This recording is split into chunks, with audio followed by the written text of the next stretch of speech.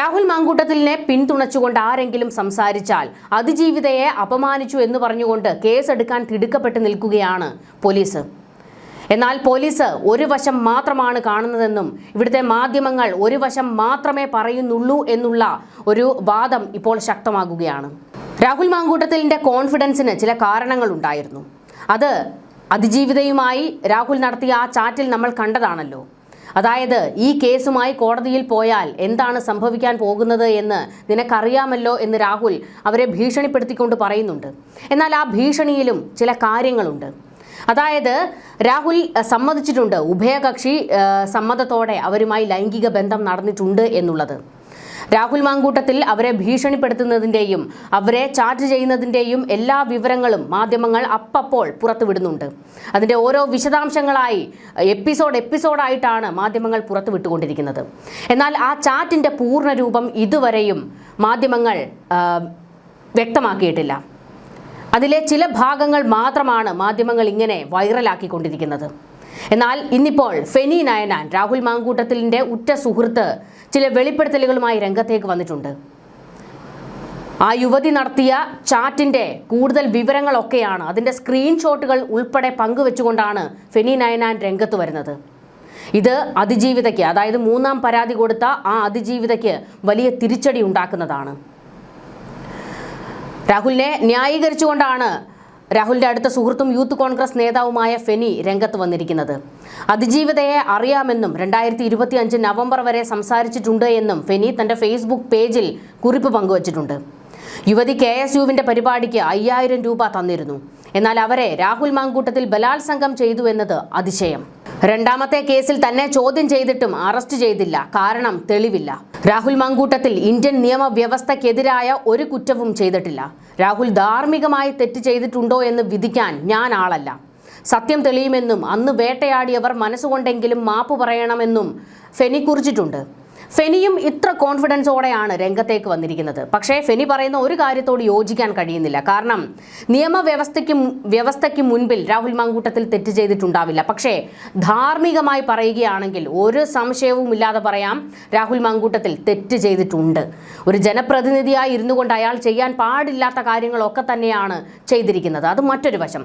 ഫെനി എന്തായാലും പുറത്തേക്ക് വിട്ടിരിക്കുന്ന ഈ ഒരു ചാറ്റിൻ്റെ വിശദാംശങ്ങൾ അത് വലിയ രീതിയിൽ ഇത് കോടതിയിൽ വാദം നടക്കുമ്പോഴും രാഹുൽ മാങ്കൂട്ടത്തിലിന് അനുകൂലമായി മാറുന്നതാണ്. ഫെനി പങ്കുവച്ച ആ പോസ്റ്റ് വിശദമായിട്ട് നമുക്കൊന്ന് പരിശോധിക്കാം. രാഹുൽ MLA വിഷയത്തിൽ എൻ്റെ പേര് പരാതിക്കാരി പരാതിയിൽ പറഞ്ഞെന്ന് ഞാൻ മാധ്യമങ്ങളിലൂടെ അറിഞ്ഞു. തുടർന്ന് എനിക്കറിയാവുന്ന കാര്യങ്ങൾ പറയാൻ മുഖ്യധാര മാധ്യമങ്ങൾ ആരും സ്പേസ് തരാതെ ഇരുന്നപ്പോൾ ഞാനത് ഫേസ്ബുക്കിലൂടെ പൊതുവിടത്ത് പറഞ്ഞു. ഒരു കാര്യത്തിൻ്റെ രണ്ട് വശവും പറയാനുള്ള അവസരം പോലും നിഷേധിക്കുന്ന സമീപനമാണ് മാധ്യമങ്ങൾക്കുള്ളത്. അത് ശരിയാണോ എന്ന് അവർ പരിശോധിക്കട്ടെ. തുടർന്ന് ഞാൻ ഇന്നലെ ഫേസ്ബുക്കിൽ ഒരു പോസ്റ്റ് ഇട്ടതിന് ശേഷം എനിക്കെതിരെ രൂക്ഷമായ സൈബർ ആക്രമണമാണ് ഇടത് കേന്ദ്രങ്ങളിൽ നിന്നുണ്ടാകുന്നത്. എന്നെയും എൻ്റെ കുടുംബത്തെയും വരെ ആക്രമിക്കുന്നു. അപ്പോൾ കാര്യങ്ങൾ ഒന്നുകൂടി വിശദമാക്കാം എന്ന് കരുതുന്നു. എന്നോട് സംസാരിച്ചിരുന്നതിൻ്റെ അവസാന കാലത്ത്, അതായത് 2 മാസം മുൻപ് രാഹുൽ MLAയെ കാണാൻ പരാതിക്കാരി പലവട്ടം എന്നോട് അവസരം ചോദിച്ചു. പലവട്ടം ഒഴിവാക്കാൻ നോക്കി. നിർബന്ധം സഹിക്കവയ്യാതെ വന്നപ്പോൾ പാലക്കാട് ഓഫീസിൽ ചെന്നാൽ കാണാമെന്ന് പറഞ്ഞപ്പോൾ അതുപോരാ, സ്വകാര്യത വേണമെന്നും ഓഫീസിൽ എപ്പോഴും പാർട്ടിക്കാരും സ്റ്റാഫും ഒക്കെ ആയതുകൊണ്ട് സ്വകാര്യത ലഭിക്കില്ല എന്ന് അവർ പറഞ്ഞു. രാഹുൽ MLAയുടെ ഫ്ളാറ്റിൽ കാണാമെന്നും 3-4 മണിക്കൂറെങ്കിലും സമയം വേണമെന്നും പരാതിക്കാരി എന്നോട് പറഞ്ഞു. ഫ്ളാറ്റിൽ രാത്രിയാണെങ്കിലും കണ്ടാൽ മതിയെന്നവർ പറഞ്ഞു. ഫ്ളാറ്റിൽ അസൗകര്യമാണെന്ന് പറഞ്ഞപ്പോൾ എങ്കിൽ ഒരു ഡ്രൈവ് പോകണമെന്നും MLA ബോർഡ് വെച്ച വണ്ടി വേണ്ട, അവർ വരുന്ന വണ്ടി മതിയെന്നും അവർ എന്നോട് പറഞ്ഞു. 2024 ഏപ്രിലിൽ ബലാത്സംഗം ചെയ്തു എന്ന് അവർ പറയുന്ന ആളിനെ 2025 ഒക്ടോബറിൽ I prefer his flat, safe place, night ആയാലും കുഴപ്പമില്ല എന്ന് അവർ പറഞ്ഞതിൻ്റെ തെളിവുകൾ എൻ്റെ കയ്യിലുണ്ട്. അങ്ങനെ അവർ പറഞ്ഞത് അറിയാവുന്നത് കൊണ്ടാണ് അവർ ബലാത്സംഗ പരാതി പറഞ്ഞത് അത്ഭുതപ്പെടുത്തിയെന്ന് ഞാൻ പറഞ്ഞത്. 2024 3 മണിക്കൂർ ബലാത്സംഗം ചെയ്ത ആളെ 2025 ഒക്ടോബറിൽ അതേ 3 മണിക്കൂർ ഒറ്റയ്ക്ക് കാണണമെന്ന് പറയുന്നതിൻ്റെ ലോജിക്ക് എന്താണ്? എല്ലാവർക്കും ബോധ്യമാകാൻ വേണ്ടി ഞാൻ ആ സ്ക്രീൻഷോട്ടുകൾ ഇവിടെ പങ്കുവയ്ക്കുന്നു. തുടർന്നാണ് അതിൻ്റെ സ്ക്രീൻഷോട്ടുകൾ ഉൾപ്പെടെ ആ സ്ത്രീയുമായി നടത്തിയ ചാറ്റിൻ്റെ സ്ക്രീൻഷോട്ടുകൾ ഉൾപ്പെടെ ഫെനി നയനാൻ ഫേസ്ബുക്കിൽ പങ്കുവയ്ക്കുകയും ചെയ്തിട്ടുണ്ട്. എന്നിട്ട് ഒരു വാൽകഷ്ണവും കൂടി ഫെനി നയനാൻ പങ്കുവച്ചിട്ടുണ്ട്. സ്ക്രീൻഷോട്ടുകളിലോ എഴുത്തിലോ കേസിലെ പരാതിക്കാരി, അതായത് അതിജീവിതയുടെ പേരോ ചിത്രമോ മേൽവിലാസമോ ഐഡന്റിറ്റി വെളിപ്പെടുത്തുന്ന തരത്തിലുള്ള മെസ്സേജോ ഒന്നും തന്നെ ഉൾപ്പെടുത്തിയിട്ടില്ലാത്തതാകുന്നു. ഇതുകൂടി വെക്കുന്നുണ്ട്. അതായത് സ്വന്തം ഭാഗം ഒന്ന് സേഫ് ആക്കാൻ കൂടി ഫെനി നയനാൻ ഈ ഒരു വാൽകഷ്ണം പങ്കുവച്ചത്. ആ ചാറ്റിൽ നിന്ന് വ്യക്തമാണ് രാഹുൽ മാങ്കൂട്ടത്തിലും ഈ പറയുന്ന അതിജീവിതയും തമ്മിൽ വളരെ ക്ലോസ് ആയിട്ടുള്ള ഒരു റിലേഷൻ ഉണ്ടായിരുന്നു എന്നുള്ളത്. രാഹുൽ മാങ്കൂട്ടത്തിൽ ആവർത്തിച്ച് SITയോട് പറയുന്നുണ്ട്, ഒരു തരത്തിലും പീഡനം നടന്നിട്ടില്ല, ലൈംഗിക ബന്ധം നടന്നിട്ടുണ്ട്, പക്ഷേ അത് പീഡനം നടന്നിട്ടില്ല എന്ന് രാഹുൽ മാങ്കൂട്ടത്തിൽ ആവർത്തിച്ച് പറയുന്നു. തിരുവല്ലയിലെ ഹോട്ടൽ മുറിയിലേക്ക്, ആ 408 നമ്പർ മുറിയിലേക്ക് കൊണ്ടുപോയി തെളിവെടുപ്പ് നടത്തുമ്പോഴും രാഹുൽ മാങ്കൂട്ടത്തിൽ പറയുന്നു, ഞാൻ അവരെ കണ്ടിട്ടുണ്ട്, അവരുമായിട്ട് ഈ ഹോട്ടൽ മുറിയിലെ ഈ മുറിയിലിരുന്ന് ഞാൻ സംസാരിച്ചിട്ടുണ്ട്, 1 മണിക്കൂറോളം സംസാരിച്ചിട്ടുണ്ട്, പക്ഷേ പീഡനം നടന്നിട്ടില്ല എന്ന് രാഹുൽ മാങ്കൂട്ടത്തിൽ ആവർത്തിച്ച് പറയുന്നുണ്ട്. പാലക്കാട്ട് അവർ വന്ന് കാണുമ്പോഴും ഇതുതന്നെയാണ് സംഭവിച്ചതെന്നും രാഹുൽ പറയുന്നുണ്ട്. അവരെ അറിയില്ലെന്നോ അവരുമായി ബന്ധമുണ്ടായിട്ടില്ല എന്നോ ഒരു കള്ളവും രാഹുൽ മാങ്കൂട്ടത്തിൽ പറയുന്നില്ല. അതായത് രാഹുൽ മാങ്കൂട്ടത്തിൽ എല്ലാം അങ്ങ് സമ്മതിച്ചു കൊടുക്കുകയാണ്. ഇത് പോലീസിനെ വല്ലാതെ വലയ്ക്കുന്നുണ്ട്. നീ എന്തെങ്കിലുമൊക്കെ ഒന്ന് നിഷേധിക്കുക, എന്നാലല്ലേ ഞങ്ങൾക്ക് എന്തെങ്കിലും പണിയുള്ളൂ എന്നാണ് പോലീസ് ഇപ്പോൾ സഹികെട്ട് തൊഴുതുകൊണ്ട് നമിച്ചുകൊണ്ട് രാഹുൽ മാങ്കൂട്ടത്തിൽ MLAയോട് പറയുന്നത്. ഫെനി നയനാൻ പങ്കുവച്ച ആ സ്ക്രീൻഷോട്ടുകളിലെ മറ്റ് ചാറ്റുകൾ കൂടി നമുക്കൊന്ന് നോക്കാം. അതിങ്ങനെയാണ്: എപ്പോഴാണെങ്കിലും കുഴപ്പമില്ല, ആൾക്ക് ഒട്ടും തിരക്കില്ല, പ്രോഗ്രാംസ് ഇല്ലാത്ത ഒരു ഡേ. അതായത് രാഹുൽ ഫ്രീ ആയിട്ടിരിക്കുന്ന ഒരു ദിവസം എന്നാണ് അവർ പറയുന്നത്. നൈറ്റ് ആണെങ്കിലും കുഴപ്പമില്ല എന്നും പറയുന്നുണ്ട്. പിന്നെ രാഹുലിൻ്റെ ഫ്ലാറ്റ് സേഫ് ആണ്, രാത്രിയായാലും കുഴപ്പമില്ല എന്നും അവർ വീണ്ടും ചാറ്റിൽ പറയുന്നുണ്ട്. എനിക്ക് എവിടെയാണെങ്കിലും കുഴപ്പമില്ല, സേഫ് പ്ലേസ് ആയാൽ മതി. പിന്നെ എനിക്ക് വേറെ പ്രോഗ്രാംസ് ഉണ്ട്, വേറെ പണിയുണ്ട് എന്ന് പറഞ്ഞ് ഓടാൻ പറ്റില്ല എന്നും ഈ ചാറ്റിൽ ഈ അതിജീവിത കുറിച്ചിട്ടുണ്ട്. നെക്സ്റ്റ് മന്ത് ആണെങ്കിലും ഓക്കെയാണ്, അതിനപ്പുറം പോകാൻ പറ്റില്ല എന്നും അവർ ചാറ്റിൽ ഇങ്ങനെ കുറിച്ചിട്ടുണ്ട്. ഞാൻ നാട്ടിൽ വരുന്നതും ഇത്രയും വെയിറ്റ് ചെയ്യുന്നത് തന്നെ ഈ കുറച്ച് കൂടുതൽ സമയം കിട്ടാൻ വേണ്ടിയിട്ടാണ്. ഓഫീസിൽ പോയി കാണാനായിരുന്നുവെങ്കിൽ എനിക്ക് എന്നേ പോയി കാണാമായിരുന്നു. എനിക്ക് വേറെ ആരും ഉണ്ടാകാൻ പാടില്ല, ഞങ്ങൾ രണ്ടും മാത്രം, അത്രേ ഉള്ളൂ എന്നും ഇവർ ഈ ചാറ്റിൽ പറയുന്നുണ്ട്. അപ്പോൾ ആ ചാറ്റിൻ്റെ ആ സ്ക്രീൻഷോട്ടുകൾ ഉൾപ്പെടെയാണ് ഫെനി നയനാൻ പങ്കുവച്ചിരിക്കുന്നത്.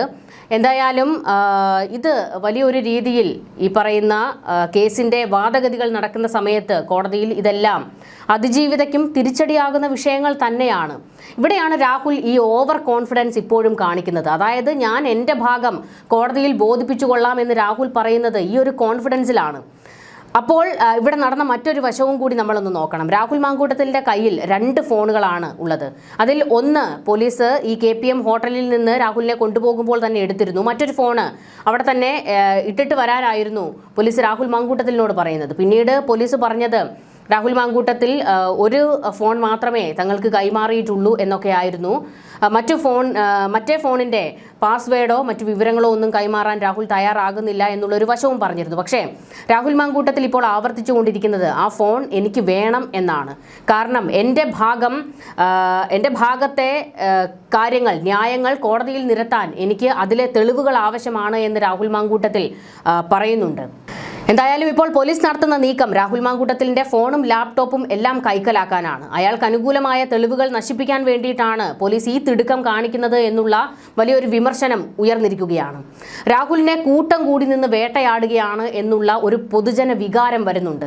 കഴിഞ്ഞ ദിവസം മാധ്യമങ്ങൾ പോലും കമന്ററി നടത്തിയത് നമ്മൾ കണ്ടതാണ്. 1 ചീമുട്ട 2 ചീമുട്ട എന്നൊക്കെ പറഞ്ഞുകൊണ്ട് അതിനെല്ലാം ജനങ്ങൾ എതിർക്കുകയാണ്.